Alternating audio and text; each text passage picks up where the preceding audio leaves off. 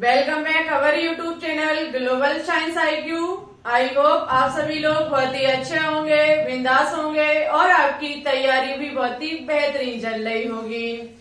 तो सबसे पहले हमारे सभी प्यारे प्यारे स्टूडेंट्स को गुड इवनिंग, शुभ संध्या, राधे राधे, जय श्री कृष्णा, जय माता दी।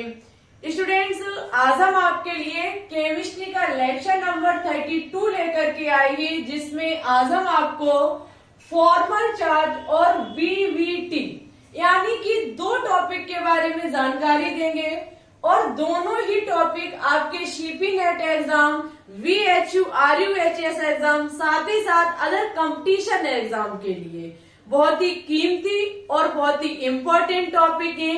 चाहे आप नीट की तैयारी करते हो, उसके लिए भी ये दोनों टॉपिक बहुत ही इम्पोर्टेंट है। हम हर वो इजी वे आपके तक पहुंचाने का प्रयास करेंगे जिससे आप आसानी से समझ सकें। ठीक है, हर एक पॉइंट को आपको कॉपी में नोट डाउन करना है और ये हम भरोसा दिलाते हैं आपको कि आज की क्लास में आप बहुत कुछ न्यू चीजों को सीखेंगे और बहुत अच्छे तरीके से इन चीजों को आप पकड़ेंगे।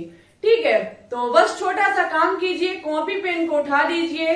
जैसे जैसे हम चीजों को नोट डाउन करते जाएं, आप मेरे साथ कॉपी में नोट डाउन करते रहिएगा। ठीक है, चलिए तो अब हम ज्यादा समय नहीं लेंगे, डायरेक्ट टॉपिक पे बात करेंगे। देखो स्टूडेंट्स, एक बात और आपसे कहनी है, यदि अभी तक आपने लेक्चर नंबर 31 नहीं देखा है तो आज की क्लास को यहीं पर स्किप कर दीजिए। लेबोस.सेमोल और लेबोस.स्ट्रक्चर दोनों ही टॉपिक आपके एग्जाम के लिए कीमती हैं, साथ ही साथ इस पूरे चैप्टर के लिए बहुत ज्यादा इम्पोर्टेंट है। ठीक है, तो जरूर देखिएगा प्ले लिस्ट में जाकर के क्लास को। अच्छा, सबसे पहले हम बात करेंगे फॉर्मल चार्ज की, यानी कि फॉर्मल आवेश की। आपका लगातार कमेंट्स आता है कि मैम जी एक क्लास में दो टॉपिक को कंप्लीट कराइए, तो बस वही कुछ हम आज करने वाले हैं। पहले ये पढ़ाएंगे, फिर VVT का मतलब है वैलेंस बॉन्ड थ्योरी। ठीक है, अभी सब कुछ लिखाएंगे, समझाएंगे। तो सबसे पहले फर्स्ट टॉपिक पढ़ेंगे हम फॉर्मल आवेश यानी कि फॉर्मल चार्ज। देखो यहाँ लिखा हुआ है कि किसी अणु में किसी एक परमाणु में दिया गया वह आवेश होता है जिससे उस परमाणु के ग्रहण दान किए गए इलेक्ट्रॉन की संख्या का पता चलता है या फिर निर्धारण होता है। कोई भी अणु है और अणु जो होगा वो परमाणुओं से मिलकर के बना होगा, आपको पहले से पता है। किसी अणु में किसी एक परमाणु पर दिया गया वह आवेश होता है जिससे उस परमाणु के ग्रहण दान किए गए इलेक्ट्रॉन की संख्या का निर्धारण होता है। अच्छा, अब हम समझाएंगे आपको। आपको पता है कि कोई भी यौगिक होता है उस पर कभी कभी आपने चार्ज देखा होगा, आवेश देखा होगा। अच्छा, अब मेन चीज है कि वो क्यों होता है। तो देखो, माना कि हमने कोई परमाणु लिया, Cl ले लिया, आपने देखा होगा इस पे 1 ऋणावेशित यानी कि ऋण आवेश होता है। इसका क्या मतलब है Cn माइनस का? तो इसका मतलब ये है कि Cn कोई एक अणु है जो कार्बन और नाइट्रोजन के सहयोग से मिलकर के बना हुआ है, जिस पर एक ऋण आवेश है। साथ ही साथ जब ये कार्बन और नाइट्रोजन से मिलकर बना है तो ये एक अणु होगा। ठीक है, क्योंकि कार्बन नाइट्रोजन परमाणु के सहयोग से मिलकर के बनने वाला पदार्थ हमारा या तो अणु कहलाता है या फिर यौगिक कहलाता है। ठीक है, तो कुछ यहाँ पे स्पष्ट पॉइंट लिखा हुआ है कि इन परमाणुओं पर जो आवेश होता है वो इलेक्ट्रॉन किसी भी परमाणु के द्वारा ग्रहण किए गए या दान किए गए को निर्धारण करता है।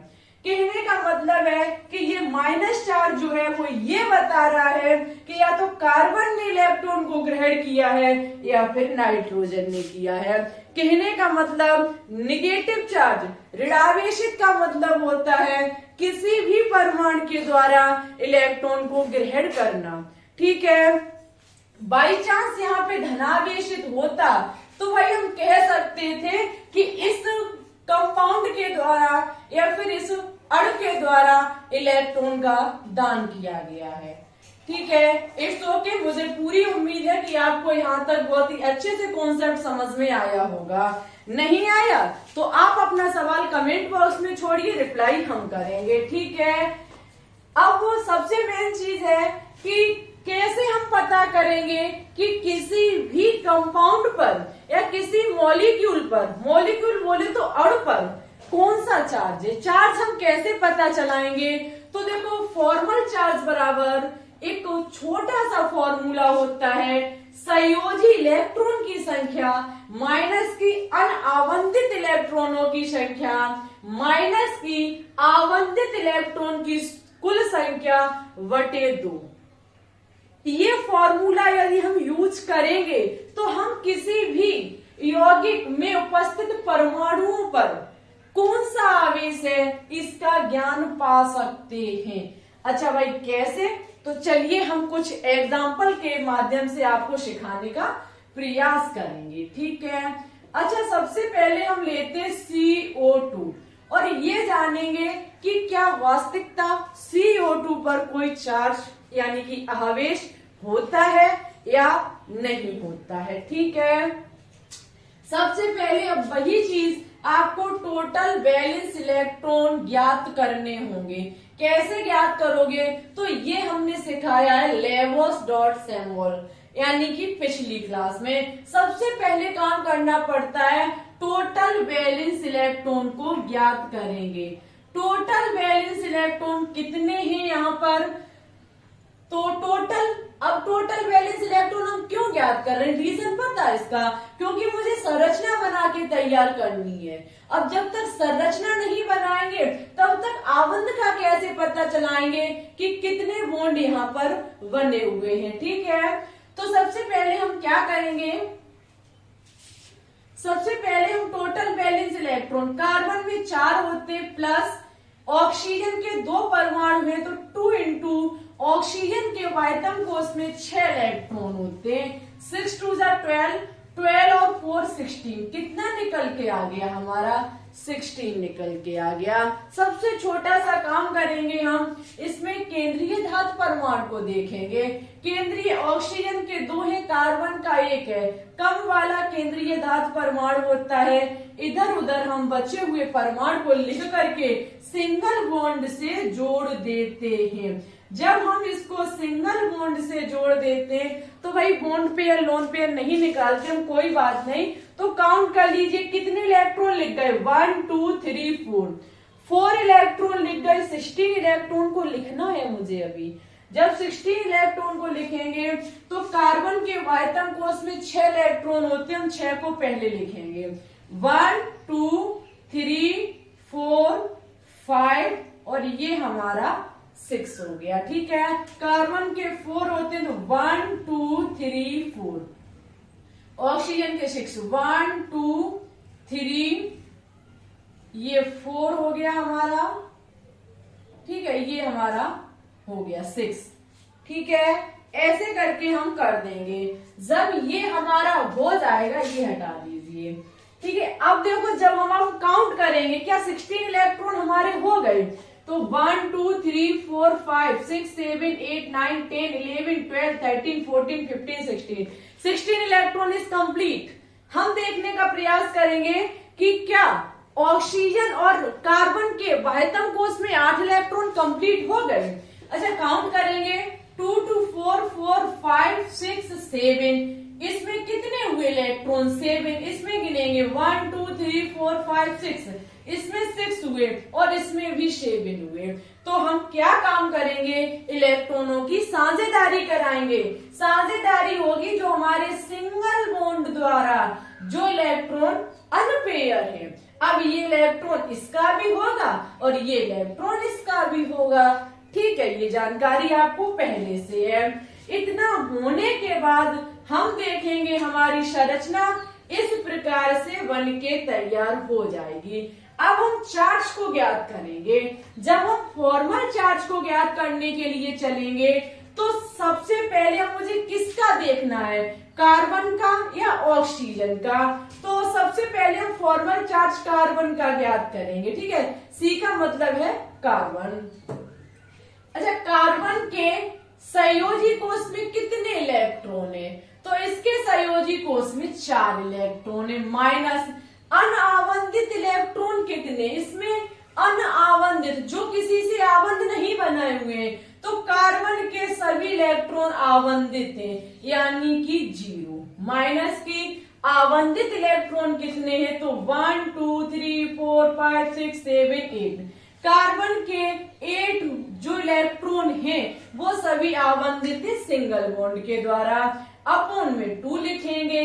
जब इसको काटेंगे तो हमारा क्या बन के तैयार हो गया? तब हमारा 4 माइनस की 4 इक्वल टू 0। कितना निकल के आएगा? 0 निकल के आएगा, यानी कि कार्बन पर यहाँ पे कोई भी आवेश नहीं है। अच्छा, ज्ञात करना चाहेंगे क्या ऑक्सीजन पर है? तो फॉर्मल चार्ज ऑक्सीजन का ज्ञात करेंगे। ऑक्सीजन के वायतन कोष में कितने इलेक्ट्रॉन? 6 इलेक्ट्रॉन। माइनस यहाँ पे अनावंदित इलेक्ट्रॉन कितने? चाहे ये ले लो चाहे ये ले लो, बात एक ही है।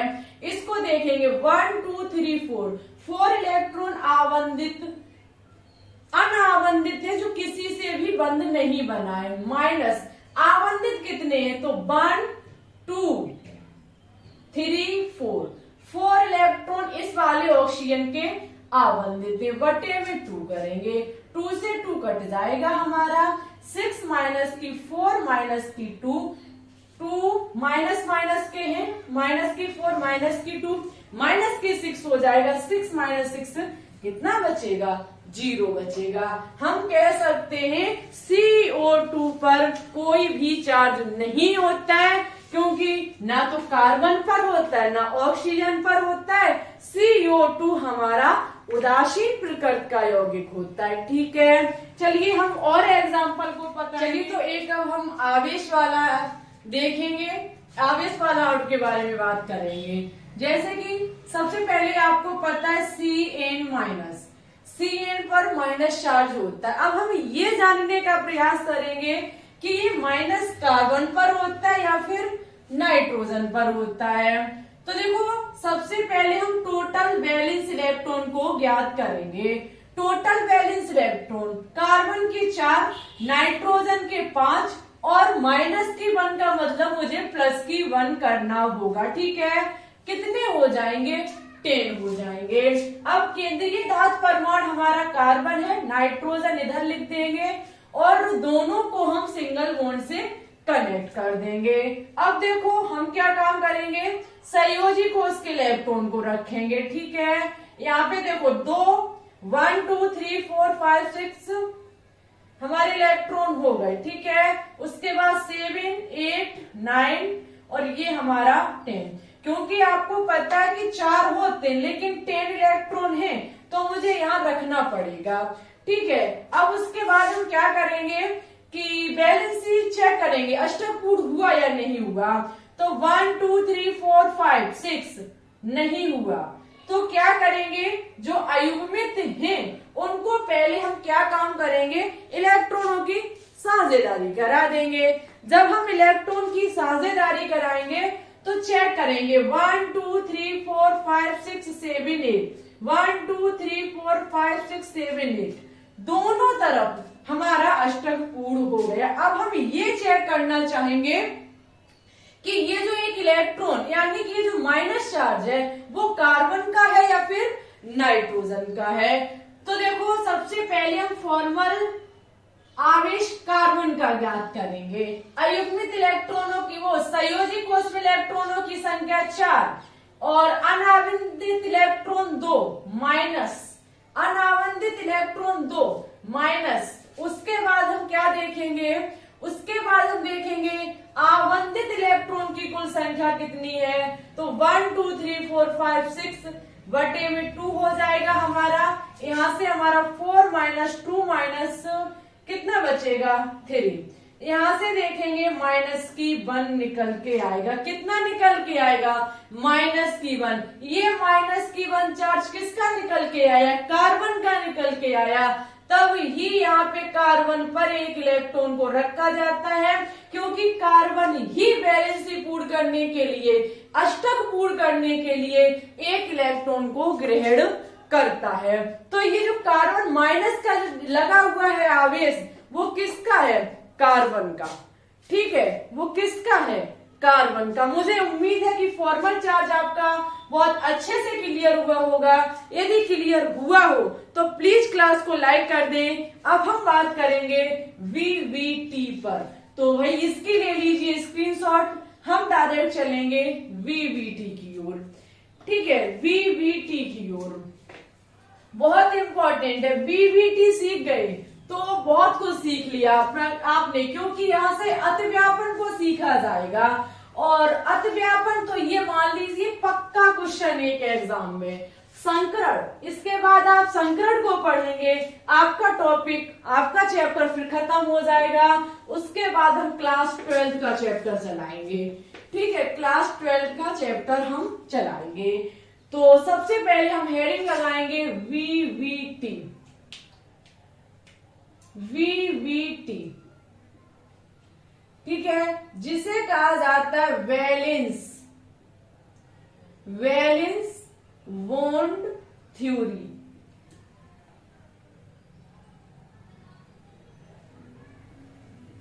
वैलेंस बॉन्ड थ्योरी, ठीक है, वीवीटी, वैलेंस बॉन्ड थ्योरी, जिसे हिंदी में कहा जाता है संयोजकता बंध सिद्धांत। संयोजकता बंध सिद्धांत। ठीक है, हम सबसे पहले देखेंगे कि संयोजकता वीवीटी सिद्धांत का प्रतिपादन किसने किया था। ठीक है, इसका जो प्रतिपादन है वो किसने किया था। तो हम लिखेंगे यहाँ पे जो आपके हिटलर और लंदन, हिटलर और लंदन नामक दो वैज्ञानिक थे। ठीक है, जिन्होंने सबसे पहले क्या काम किया था? वीवीटी का प्रतिपादन किया था। लेकिन ये वीवीटी के बारे में, वैलेंस बॉन्ड थ्योरी के बारे में पूर्णतः जानकारी ना दे सके। जब ये पूर्णतः जानकारी ना दे सके तो इनके नियम में सुधार किया गया। इनके नियम में क्या किया गया? सुधार किया गया। अब ये जो सुधार किया गया वो पुल्लिंग और स्टेलर वैज्ञानिक ने किया। जो इनके मॉडल में सुधार किया गया पुल्लिंग और स्टेलर ने किया। ठीक है, स्टेलर ने किया। जो प्रतिपादन किया वो हिटलर लंदन ने किया, सुधार जो किया वो पुल्लिंग और स्टेलर ने किया। इट्स ओके, यहाँ तक मुझे उम्मीद है कि आपको बहुत अच्छे से क्लियर हुआ होगा। अब देखो, सबसे मेन चीज है कि वैलेंस बॉन्ड थ्योरी हमें क्या बताती है, यानी कि वीवीटी हमें किसके बारे में जानकारी देती है। आपको हमने चीज पढ़ाई सहसंयोजक बंध। सहसंयोजक बंध जो है वो हमारा वीवीटी पर ही आधारित है, या हम कह सकते हैं कि जो सहसंयोजक यौगिक बनते हैं उसकी जानकारी हम वीवीटी से पढ़ेंगे या फिर यहाँ से सीखेंगे। अच्छा, कैसे? तो देखो, होता क्या है, जब सहसंयोजक बंध बनता है तो इलेक्ट्रॉन की साझेदारी होती है। इलेक्ट्रॉनों की जब साझेदारी होती है तो वहां पे अतिव्यापन होता है। अतिव्यापन को इंग्लिश में कहते हैं ओवरलैपिंग। वहां पे अतिव्यापन होता है। कहने का मतलब है सहसंयोजक बंध जो है वो परमाणुओं के अतिव्यापन से बनता है। और अतिव्यापन आप वीवीटी के बाद सीखेंगे कि अतिव्यापन क्या होता है। कहने का मतलब है वीवीटी आपको बताता है सहसंयोजक बंध के बारे में कि ये कैसे बनता है। सबसे पहले हम लिखेंगे कि सहसंयोजक बंध दो परमाणुओं के, हम यहाँ पे लिखेंगे सहसंयोजक बंध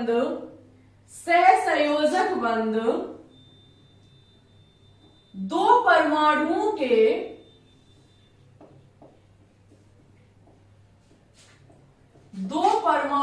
के वहतम कक्षकों के अतिव्यापन से बनता है। ठीक है, वहतम कक्षकों के वहतम कक्षकों के अतिव्यापन यानी कि ओवरलैपिंग से बनता है। ठीक है, अतिव्यापन से बनता है। जो आपका सही संयोजक बंध होता है वो दो परमाणुओं के वहतम कक्ष के अतिव्यापन से बनता है। कहने का मतलब है कि जब हमारा सही संयोजक बंध बनता है तो इलेक्ट्रॉन जो है वो संयोजी कोष के इलेक्ट्रॉन यानी कि वहतम कोष के इलेक्ट्रॉन ही तो आपस में साझेदारी करते हैं। जब ये इलेक्ट्रॉन की साझेदारी करते हैं तो उसको अतिव्यापन कहा जाता है। इट्स ओके, उसको अतिव्यापन के माध्यम से यानी कि ये किसी का एक अर्धपूर्ण कक्षक है, ये किसी का एक अर्धपूर्ण कक्षक है, ये दोनों आपस में मिल जाएंगे और जब ये आपस में मिल जाएंगे, कक्षक मिल जाएंगे तो वहां पर ओवरलैपिंग हो जाएगी, अतिव्यापन हो जाएगा। ठीक है, एक सबसे इंपॉर्टेंट पॉइंट लिखिए कि अतिव्यापन जो होता है, जो आपका अतिव्यापन होता है, अतिव्यापन केवल अर्धपूर्ण कक्षक में ही संपन्न होता है यानी कि केवल अपूर्ण, अर्धपूर्ण या फिर अपूर्ण कक्षकों के मध्य होता है, कक्षकों के मध्य होता है। हमारी बात को बहुत ध्यान से समझिए। कहने का मतलब है कि कोई दो कक्षक है जो अर्धपूरित है, कोई दो कक्षक है अर्धपूरित है, इसमें भी एक इलेक्ट्रॉन है, इसमें भी एक है, एक इसकी इसे एक इलेक्ट्रॉन की जरूरत है, इसे भी एक इलेक्ट्रॉन की जरूरत है। आपने सही संयोजक बंध में सीखा, ये इसके पास जाएगा, ये इसके पास जाएगा और आपस में इलेक्ट्रॉन की साझेदारी कर लेंगे, सही संयोजक बंध बना लेंगे। जब सही संयोजक बंध बनता है तो हिस्सा कौन लेता है? वहतम कोष लेता है, संयोजी कोष लेता है, संयोजी कोष के इलेक्ट्रॉन लेते हैं। जब संयोजी कक्षक बनते हैं ऐसे ही तो इलेक्ट्रॉन किसमें भरे जाते हैं? कक्षक में। तो ये कक्षक ही तो हिस्सा लेंगे ओवर यानी कि सही संयोजी बंध बनने के लिए, क्योंकि इलेक्ट्रॉन कक्षकों में होते हैं। तो वहतम कक्षक जब मिलते हैं तो यहाँ पे अतिव्यापन होता है। अब स्टूडेंट्स यहाँ पे जब अतिव्यापन होगा, जब ये इलेक्ट्रॉन एक दूसरे से मिलेंगे, ओवरलैपिंग करेंगे, तो यहाँ पे कक्षक हमारे अर्धपूरित होने चाहिए, अपूर्ण होने चाहिए। आपको पता है एक कक्षक में ओनली दो इलेक्ट्रॉन रह सकते हैं, एक कक्षक में केवल दो इलेक्ट्रॉन रह सकते हैं। अच्छा भाई ये बताइए, यदि हमारा जो कक्षक है वो पूर्णतः भरा हुआ है, दो इलेक्ट्रॉन उसमें पहले से हैं, तो भाई क्या हम यहाँ पे ओवरलैपिंग करा पाएंगे? ओवरलैपिंग का मतलब है क्या दूसरा कोई यहाँ पे कक्षक आकर के यहाँ से ऐड हो सकता है? नहीं हो पाएगा, क्योंकि यहाँ पे पहले से ये पूर्णतः भरा हुआ है। ठीक है, तो जब हमारी ओवरलैपिंग होती है तो एक एक हमारा जो कक्षक है वो हमारा अर्धपूरित होना चाहिए। ऐसे में दोनों आपस में मिल जाएंगे, दोनों इलेक्ट्रॉन एक कक्षक में समा जाएंगे, अतिव्यापन हो जाएगा, सही संयोजी बंध का निर्माण हो जाएगा। हमें उम्मीद है कि यहाँ तक आपका क्लियर हुआ होगा। ठीक है, नेक्स्ट पॉइंट हम लिखेंगे संयोजी कक्षकों में उपस्थित इलेक्ट्रॉन। नेक्स्ट पॉइंट लिखेंगे संयोजी कक्षकों में उपस्थित इलेक्ट्रॉन। संयोजी कक्षकों में उपस्थित इलेक्ट्रॉन, उपस्थित इलेक्ट्रॉन का चक्रण विपरीत दिशा में होना चाहिए। इलेक्ट्रॉन का चक्रण विपरीत दिशा में होना चाहिए, चक्रण विपरीत दिशा में होना चाहिए।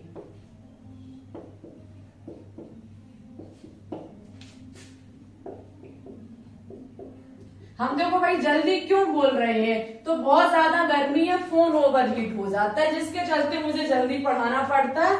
वैसे डिटेल पूरी कराते हैं बट स्पीड बढ़ा देते हैं थोड़ी।